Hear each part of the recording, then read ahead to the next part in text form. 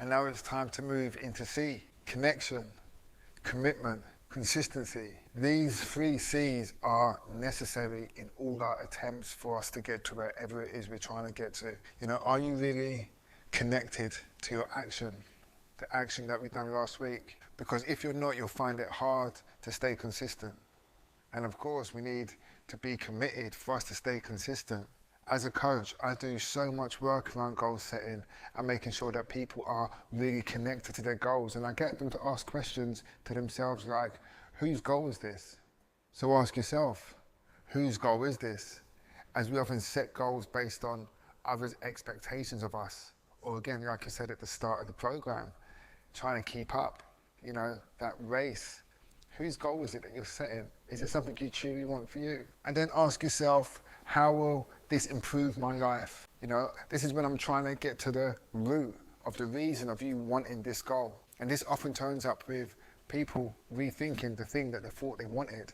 And then ask yourself, how committed am I to achieving this on a scale of 1 to 10? If you're not a 10, where is this seed of doubt? You know, what is it that's making you not fully committed? See, it's important to ask yourself these questions before you actually start looking for that consistency, you know, that connection, again, that commitment. See, when you're genuinely connected to your goal, you'll find consistency a whole lot easier. And a deep connection to all the things that you've been going after in the past might be what's been missing. I mean, look, this doesn't mean that you don't want the thing that you've been setting your sights on.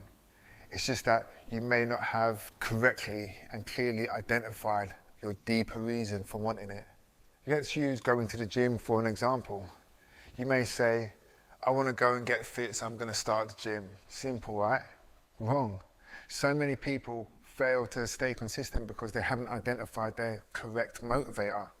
Because what if you don't enjoy the gym and the whole experience will be miserable? Does that mean you should just power through the discomfort and just keep on going?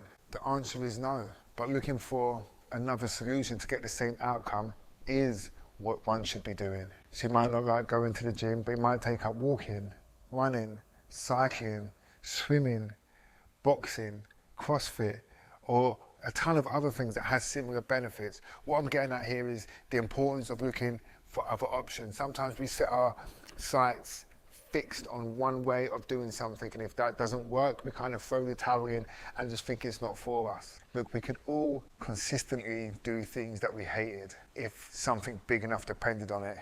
For example, people go into a job they hate for 20, 30 years because they feel that they need to do that job in order for them to pay the bills. We have it in us, that motivation just to push through that discomfort. But it doesn't necessarily mean that's what we have to be doing. Sometimes you just need to consider the penalty for not doing it and the gains from doing it, and keep that in our mind. And when it does come into these things, consistency can still be a bit of a struggle for many of us, and I can tell you why. Because you keep trying to do the things you want alone. And accountability is an extremely undervalued resource. It's an asset. You know, how many more sit-ups can you do when somebody else is watching? You see, and that's one of the quirks about the human mind and the way it works.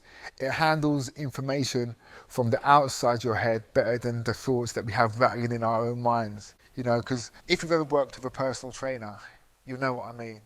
When exercising by yourself, it's easy to listen to that voice in the head that says, come on, it hurts, you should stop now. Even if you know that you carry on, the results are going to be the results you're looking for. But when you've got someone else on the outside pushing you, come on, you can do it, keep going, push it, stronger, harder, that voice goes away since there's an external voice in your environment who's encouraging you to push yourself. And as a result, you get a better workout.